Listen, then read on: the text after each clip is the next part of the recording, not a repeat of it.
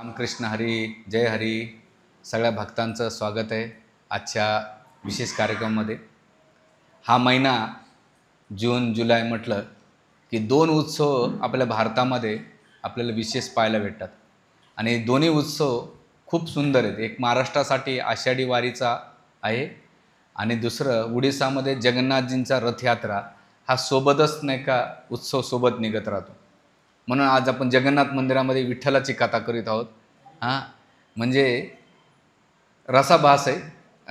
जे असं म्हटलं जातं आहे की पंढरपूर आहे ते द्वारकेचं प्रतीक आहे आणि गोपाळपुरा आहे तो वृंदावनचं प्रतीक आहे आणि जगन्नाथपुरीचं तसंच आहे.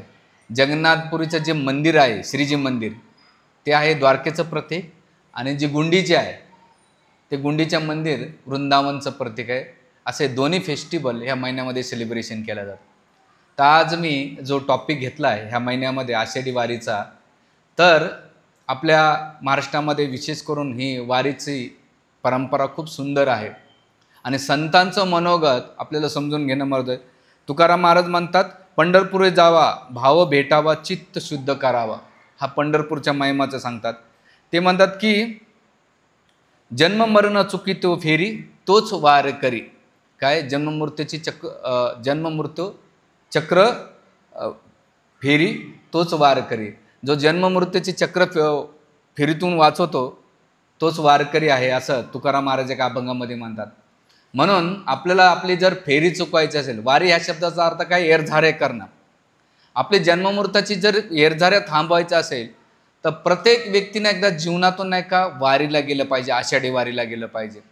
आणि आषाढी वारी वर्षाची 4 वारी असतात, चैत्र वारी, माघ वारी, कार्तिक वारी आणि आषाढी वारी.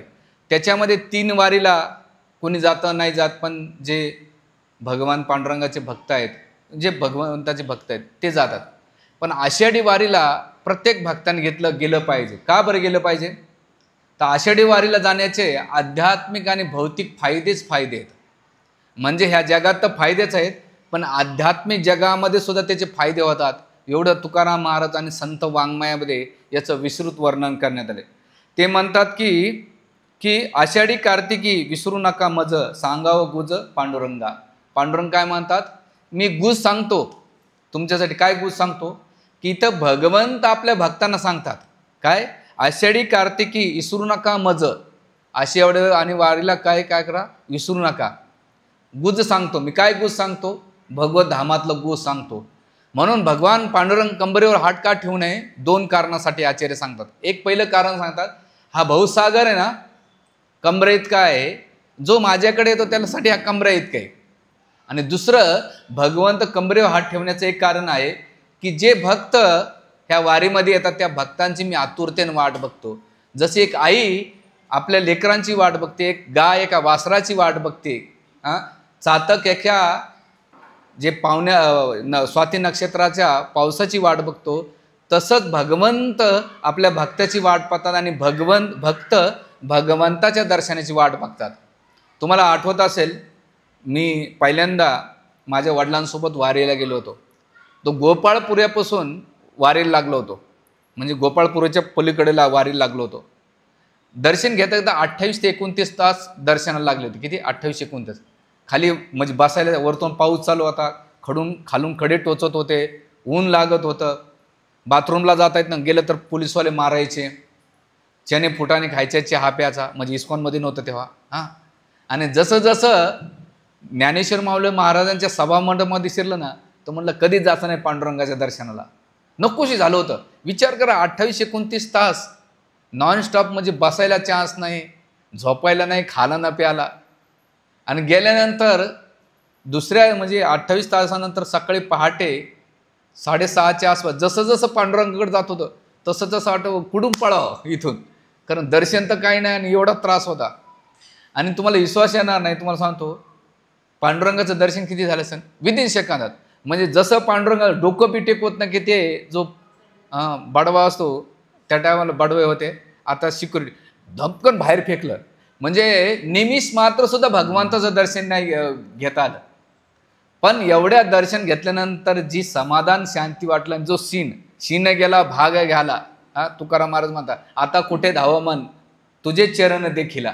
तुझे चरण देखल्यानंतर काय, शीन गेला भाग गेला, जीवनातलं सगळं नष्ट झालंय. तर असं हे तुकाराम महाराज सांगतात. आणि वारीला जाण्याचे फायदे आपल्याला संत कमी 6 कारण देतात. पहिलं कारण देतात, हृदयाच्या अंतशुद्धीकरणासाठी प्रत्येकाने गेलं पाहिजे. म्हणजे ह्या 21 दिवसाचा जो प्रवास असतो याच्यात हृदयाच्या अंतःकरणाची एवढी शुद्धीकरण होतंय त्याची तुम्ही कल्पना करू शकत नाही. आणि ब्रह्मांड आनंद प्राप्त होतो ह्या वारीमध्ये गेल्यानंतर. मागच्या वर्षी आम्ही नरेंद्र कृष्ण प्रभू, हर्षिता राधाने माताजी असे 5-6 भक्त गेलो होतो. 3 दिवस गेल्यानंतर सगळ्यात मोठा पल्ला होता तो बारामतीचा. बारामतीला पोहोचलो होतो. आणि मग पुढे जायचं होतं पण पायी, आणि दुसरं यांच्या ड्युट्या पण होत्या सगळ्यांच्या. न मला पुढच्या वर्षी प्रॉपर प्लॅनिंग करू. तरी एकदा तरी मनुष्याने जोपर्यंत तुमचे गुडघे चालतात, शरीरात ताकद आहे, तो वारीला गेलं पाहिजे. आषाढी वारीचा अनुभव घेतला पाहिजे. भले एक गोष्ट आहे, तुमच्या घरामध्ये सुविधा आहेत, सुख सुविधा आहेत, पण आनंद नाही आहे. तुमच्या घरामध्ये सुख सुविधा आहेत पण आनंद नाही. पण वारीमध्ये सुविधा नाहीत पण आनंद आहे. म्हणून तो आनंद वस्तूंना नाही भेटत, तर त्या भक्ताच्या संघामध्ये भेटतो. म्हणजे हृदयाचे शुद्धीकरण. दुसरं, वारीमध्ये दुसरी गोष्ट, अहंकार नाहीसा होतो. तिथं भेदभाव नावाचा प्रकारच नव्हतो. श्रीमंत गरीब, काळा गोरा, ज्ञानी अज्ञानी कोणी नाही, एकत्र सगळे. एकूण एकाला काय म्हणतात, माऊली माऊली. माऊली ह्या शब्दाचा अर्थ काय, आईचा आदरार्थ. म्हणजे प्रत्येकजण एकूण एकाला माऊली आदरत. आणि त्याबरोबर आदर सन्मान. म्हणजे अहंकाराचं काही नाही. मी पाहिलं बऱ्याच ठिकाणी त्या वारीमध्ये लोक नाही का, लोकांच्या मोठमोठे डॉक्टर वारकऱ्यांच्या पायाच्या मसाज करू लागले. एवढे पायाच्या मसाज करणं, डोक्याचे तेल लावून मसाज करणं. म्हणजे कोणी चप्पल शिवून देत होतं, कोणी कपडे शिवून देत होतं. बिचारे सगळेजण काही ना काही सेवा करण्यामध्ये चांगले मोठमोठ्यातले घरं लोक गाड्या साईडला लावतात आणि त्या वारकऱ्यांची नाही का सेवा करतात. म्हणजे तिथं काय झाला, अहंकार नाहीसा झालाय. दुसरी गोष्ट. तिसरी गोष्ट म्हणजे समतत्वाची शिकवण देतात. पांडुरंग तुझ्याद्वारी कोणी नाही परका नाही रे. इथं संत चोखोबा महाराज म्हणतात की हे वारीमध्ये समत्वत्व आहे. म्हणजे जात हीन काही नाही, सगळे समान दृष्टीनं. का बरं, कारण सगळ्यांचा केंद्रबिंदू कोण आहे, भगवान पांडुरंग असल्यामुळं तिथं पार्शिलिटी किंवा भेदभावाचा विश्वासच नाही. जसं राजकीय क्षेत्रामध्ये किंवा पारिवारिक क्षेत्रामध्ये, सामाजिकमध्ये पक्षपात दिसतो आपल्याला. जातीवरून नाही का भांडणं केल्या जातात, धर्मावरून भांडणं केल्या जातात. कारण तिथं प्रत्येकाचा केंद्रबिंदू स्वार्थ असतो, त्याच्यामध्ये कलह होण्याचे कारण असतात. पण वारीमध्ये कोणाचा स्वार्थ काहीच नसतो, एकच स्वार्थ असतो, भगवान पांडुरंगाचा. म्हणजे समान विचाराचे, समान कृतीचे आणि समान एकूण एकाला धरून चालणारे, ती समत्वताची भावना तुम्हाला कुठं पाहायची असेल तर ती केवळ वारीमध्ये पाहायला भेटते. म्हणून आपल्याला ती विविधतामध्ये एकता, जसं म्हटलं जातं, जसं तुमच्या जेवणामध्ये नुसता हलवा दिला तर तुमचं पोट नाही भरणार, पण त्या प्लेटमध्ये श्रीखंड, पुरी, पनीरची भाजी, समोसा, कचोरी असे नाना प्रकारचे व्यंजन असते. लोणचं असतं, पापड असते, चटण्या असतात वेगवेगळ्या प्रकार. जेवढे प्लेट भरपूर असते तेवढा तो खाणाऱ्याला आनंद प्राप्त होतो. एकच आयटम दिला, 10 गुलाबजाम खान, त्याच्यानंतर नको बाबा तेवढे खाणार नाही. तसंच वारीमध्ये विविध प्रकारचे लोक, पण त्या विविधतामध्ये एकता तुम्हाला पाहायला भेटतं. आणि त्या विविधतामध्ये, एकतामध्ये आपल्याला आनंद प्राप्त करता येत आहे. हे तिसरं कारण आपल्याला. आणि सगळ्यात महत्त्वाचं म्हणजे भक्तीचा अनुभव आणि साधना ही तुम्हाला भेटते. वर्षभर तुमच्या घरी तुमच्याकडून भक्ती होणार नाही. आणि भक्ती करायला गेलं तर आपली भक्ती म्हणजे काय, तुळ. पण 21 दिवस, जे 25 एक महिन्याची जी वारी असते, त्याच्यामध्ये भक्तीच्या सगळ्या विधी पार होतात, ए टू झेड. म्हणजे जेव्हा तुम्ही बसलो तर विचार करत की नवीदा भक्ती करण्यासाठी आपल्याला वेगळ्या वेगळ्या गोष्टी कराव्या लागतात. पण नुसतं वारीमध्ये तुम्ही गेलात तर आध्यात्मिक लाभ किती होतो तुम्हाला. पहिली गोष्ट म्हणजे वारीमध्ये नवीदा भक्ती पूर्ण होती. कशी होती तर इथं वारीच्या संदर्भात पहिले दिलं म्हणजे श्रवण करणं.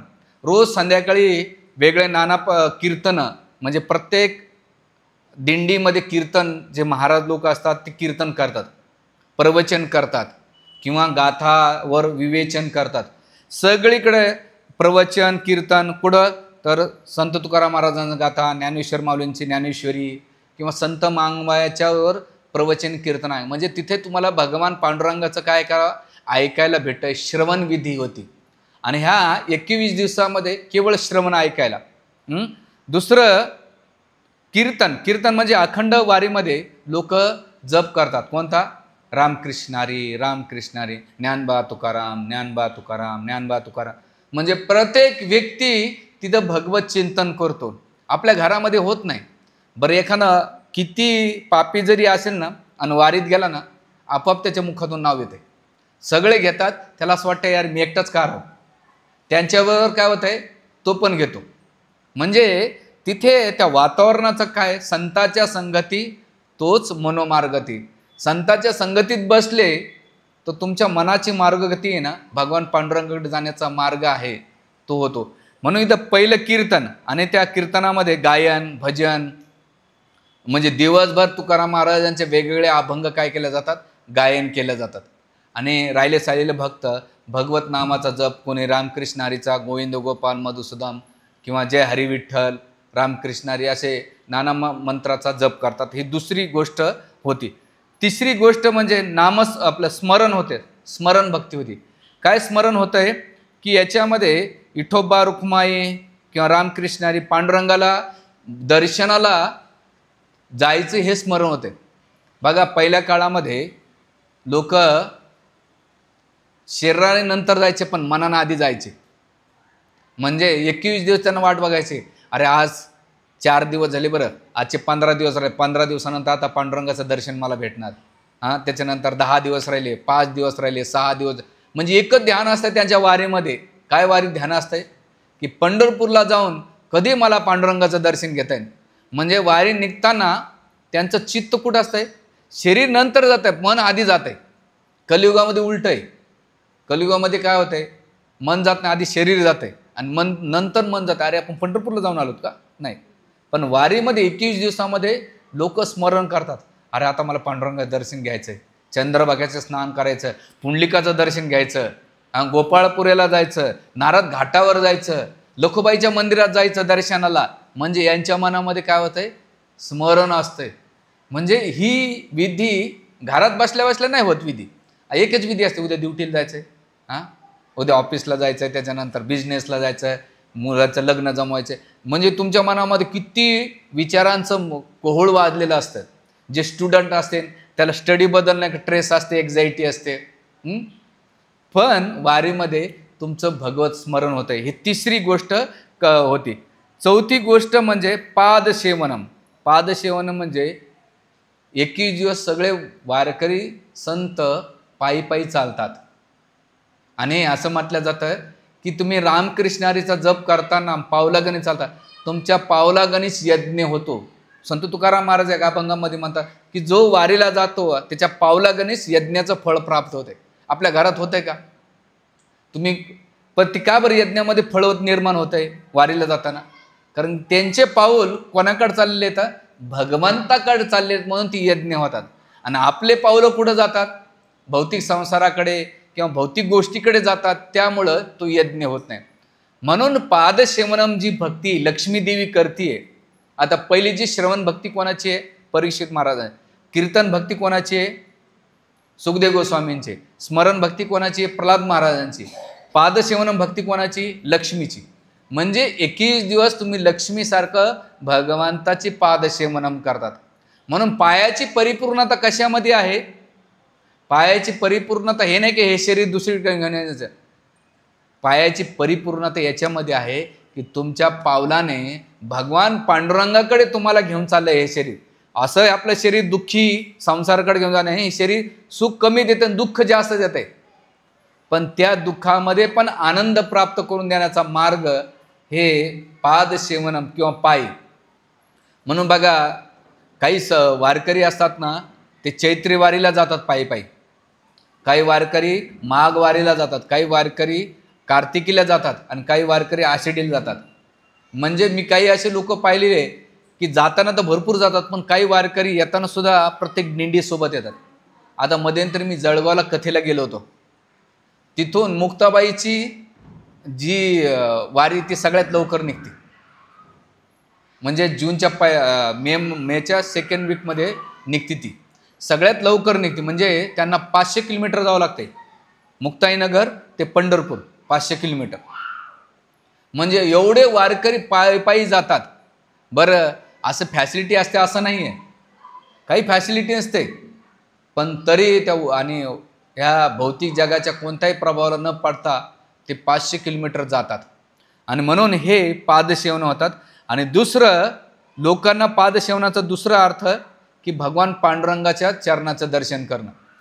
भारतामध्ये तुम्ही कुठेही जाताल तो कोणत्याही विग्रहाचं तुम्हाला काय करावं, दर्शन भेटत नाही. कोणत्याही विग्रहाचं दर्शन भेटत नाही तुम्हाला. एकमेव पांडुरंगाचं दर्शन भेटतंय. हे दुसरं पादसेवन. आणि तिसरं पादसेवन म्हणजे काय, जेव्हा तुम्ही पंढरपूरला जातात तर सगळे वारकरी एकूण एकाच्या चरणाला स्पर्श करतात. बघितलं असाल तुम्ही, पाया पडतात. का बरं? अरे बाबा, आम्ही नाही जाऊ शकलो वारीला, पण तुझे पाया पडलं तर आमच्या वारीचं फळ आम्हाला भेटल. म्हणून वारकरी एकूण एकाच्या पाया पड. ते श्रीमंत किंवा काळा गोरा ना, स्त्री पुरुष हे काही भेदभाव जाती पंथ न बघता केवळ पांडुरंगाचं दर्शन. म्हणजे पादसेवनम भक्ती ही वारीमध्ये होते. हा भगवान. चौथं आहे त्याच्यानंतर अर्चनम. अर्चना म्हणजे भगवान पांडुरंगाचे. तर अर्चनम काय करतात, प्रत्येक माऊली तुळशी घेऊन जाते, तुळशीला वाहन करते, तुळशीला पाणी घालणं, प्रदक्षिणा घालणं. त्याच्यानंतर अर्चनामध्ये पालखीचं दर्शन घेणं. ज्ञानेश्वर माऊलींची पालखी असेल, तुकाराम महाराजांची पालखी असेल, बाकी संतांच्या पालख्या असतात, त्या संतांच्या पालखींचं पूजन करणं, त्यांना पुष्प अर्पण करणं किंवा हार अर्पण करणं, आरती करणं, आरती घेणं, म्हणजे अर्चनाचाच एक भाग आहे. आणि विशेष करून त्या तुळशी हार गळा अर्पण करून भगवान पांडुरंगाची सुद्धा मूर्ती असते. बघा, बऱ्याच माऊली आजकाल, मी मागच्या वर्षी दिंडीत होतो तर बऱ्याच माऊली विठ्ठल रुक्माईला घेऊन जातो आणि प्रत्येकजण 2 लोक पाया पडत होते. खाली जो वहन करणार त्याच्या पाया पडत होते आणि वरती पांडुरंगाच्या पाया पडत होते. का बरं पाया पडत? ह्या जगात असं कोणी कोणाच्या पाया पडत नाही. ह्या जगामध्ये असं कोणी कोणाच्या पाया पडत नाही. पण तुम्ही जेव्हा भगवंताच्या संपर्कात येतात सगळे तुमच्या पाया पडतात. म्हणजे ही पादसेवनम भक्ती आपल्याला दिलेली अर्चनम. तर ही अर्चनाची श्रद्धा व्यक्त. त्याच्यानं वंदनम. वंदनम म्हणजे नमस्कार. एकूण एकाला नाही का दंडवत घालतात. आता जसं आपण वर्णन केलं, दंडवत करणं, घालीन लोटांगणं. आता पंढरपूरला तुम्ही कधी गेलात तर विशेष करून ताकपिठे विठोबा आहे ना, तिथे लोक लोटांगण घालतात. का बरं लोटांगण घालतात? दंडवत घालणं, लोटांगण घालणं, पांडुरंगा मी तुला सगळं समर्पित करीत आहे. आणि ह्या भावनेनं काय करतात, ते दंडवत घालीत असतात. आणि त्याच्यानंतर वंदनम केल्यानंतर दास्य.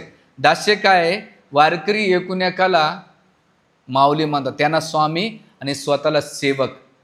म्हणून तुम्ही जरी पाहिलं वारकरी झाडू मारतात, लोकांना पाणी देतात. कोणाला आता वारीमध्ये पाहिलं, कोणी पार्ले बिस्किट वाढवत होतं, कोणी राजगिऱ्याचे लाडू वाटत होतं, कोणी तुच्छ सेवा करत होतं. जसं मी आता उदाहरण दिलं, दास्य म्हणजे काय, प्रत्येक वैष्णवला वारकऱ्यांची कशी सेवा करता येईल.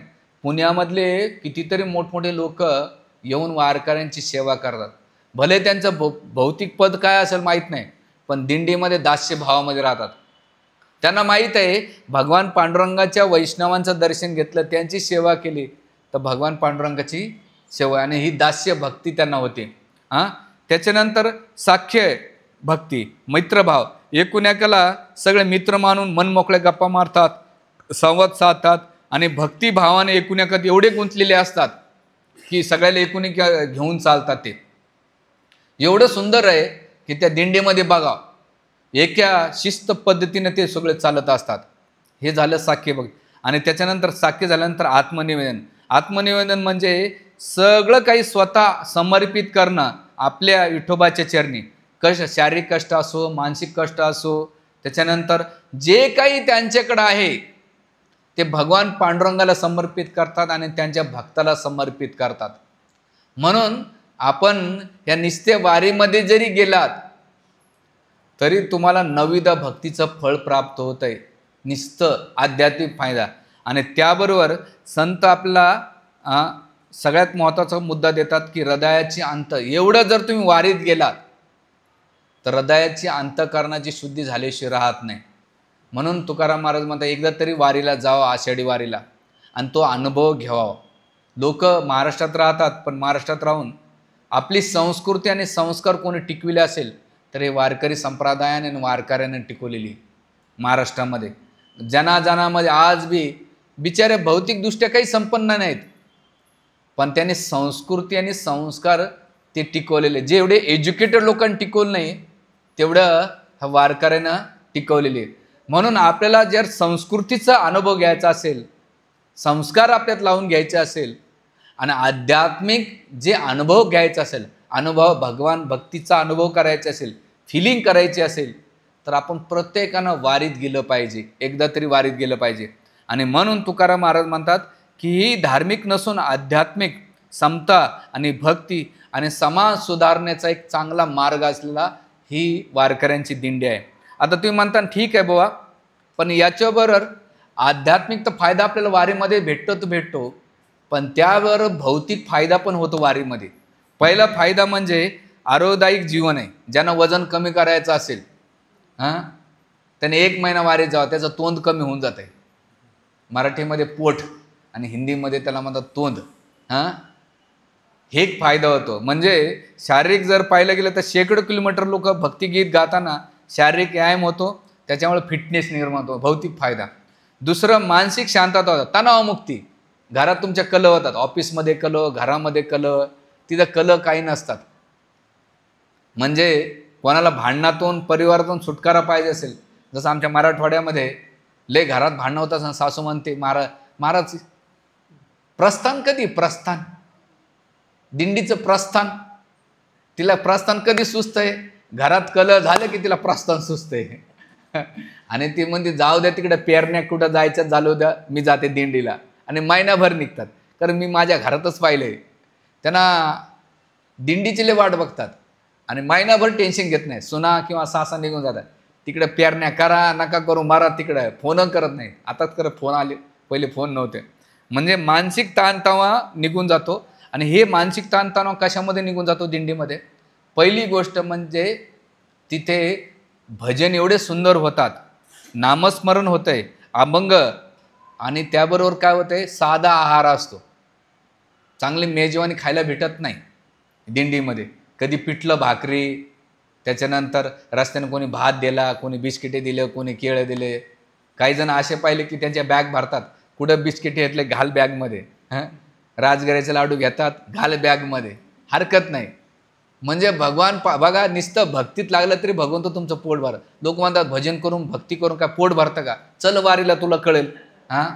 महिनाभर उपाशी राहत नाही, बळजबरी लोक खाऊ घालतात, या माऊली खा, तरी ते बघतात मेनू काय, खिचडी नको तूच खाय, पुढे पुरी भाजी, तिकडे जाऊ, लय भारी भारी आयटम, गुलाबजाम, कोणी श्रीखंड, एवढं सेवा करतात तुम्ही कल्पना नाही करू शकत राहा.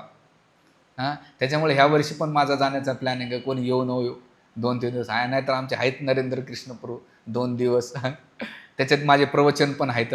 तर एक म्हणजे मानसिक होतंय आणि दुसरं मन आनंदी होतंय, स्थिर होतंय. स्ट्रेस एन्झायटीतून जर तुम्हाला तणावमुक्तीतून बाहेर निघायचं असेल तर वारीला गेलं पाहिजे.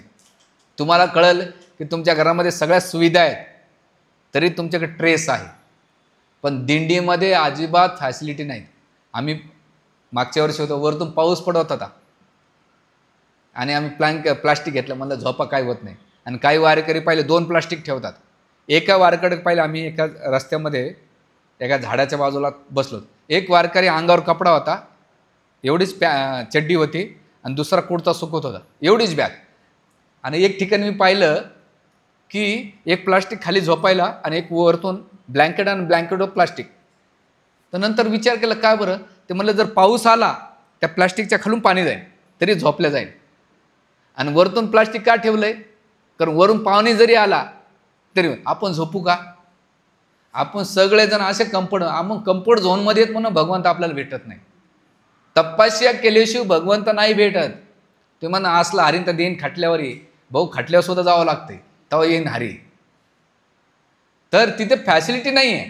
आणि जेवणामध्ये काय बिचारे कुठेही काही भेटलं, आता पहिल्या काळात तर पीठ मीठ घेऊन जायचे, आता तर सुविधा चांगल्या झालेल्या आहेत. आंघोळीचा ताळमेळ, जिथं नळ असेल तिथं पण आंघोळी करतात. तर महत्त्वाचं की मानसिक शांतता होती. आणि दुसरी गोष्ट म्हणजे ह्या दिंडीमध्ये वारीमध्ये आपल्याला कृतज्ञता होती, ग्रॅटिट्यूड होतो. का? अरे माझ्याकडे एवढं आहे तरी मी रडत बसतो, माझ्याकडे सगळ्या गोष्टी असून सुद्धा मी रडत बसतो, यांच्याकडे काही नाही आहे तरी आनंदी आहेत. म्हणजे हे भौतिक फायदा होतो. त्याच्यानंतर तुम्हाला तिसरी गोष्ट सामाजिक एकोपा अनुभव पाहायला भेटतो. म्हणजे जाती धर्माचे वयागोट्याचे लोक एकत्र येतात. समता, सहकार्य, सेवा, सहनशीलता हे मूल्य प्रत्यक्ष तुम्हाला पाहायला भेटतात. कॉपरेशन, सहकार्य एकत्र भेटतात. त्याच्यानंतर चौथी गोष्ट म्हणजे ह्या दिंडीमध्ये डिसिप्लिन्स, शिस्त, संयम आणि सेवावृत्तीची जोपासना केल्या जाते दिंडीमध्ये. म्हणजे त्या दिंडीमध्ये नंबर दिला जातो. काय नंबर दिला जातो?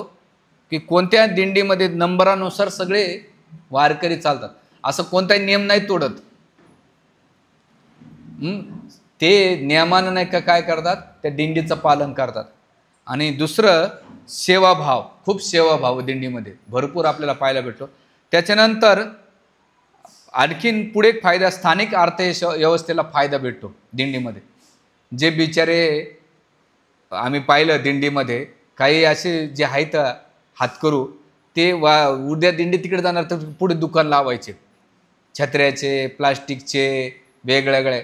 आणि लोकल दुकानदारांना आर्थिक फायदा होतो. म्हणजे वारी ही अध्यात्माची तर प्रगती करतेच करते, पण अर्थ पण त्याचं केलं जाते.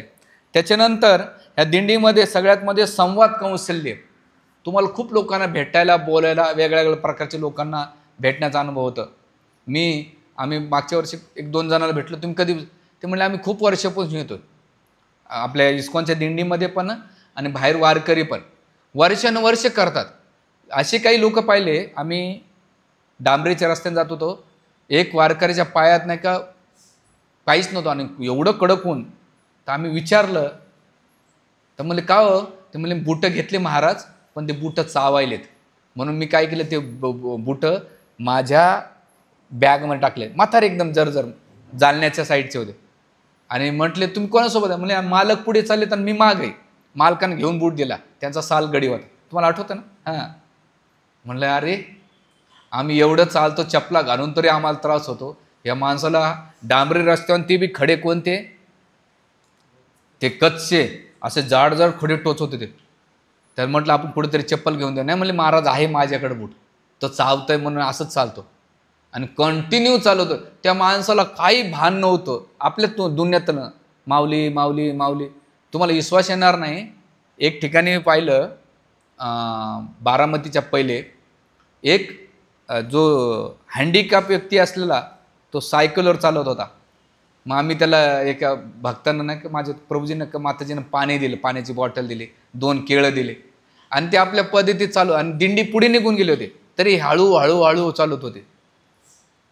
म्हणलं बघा, शारीरिक अवस्था त्यांना कोणतीही प्रभावित करू शकली नाही दिंडीमध्ये. का? याचं कारण काय? की तिथे जे भगवंताच्या प्रती प्रेम, आनंद आपल्याला त्या दिंडीमध्ये भेटतो. म्हणून तुम्हाला जर खरं अनुभव तो घ्यायचा, या जगातले आनंद आपल्याला पैसे देऊन घ्यावा लागतो, तिथं फुकट भेटतोय. आणि ते जर घ्यायचं असेल तर आपण गेलं पाहिजे. सगळ्यात महत्त्वाचं 7वं पॉईंट आहे, पर्यावरणाशी नातं जोडते.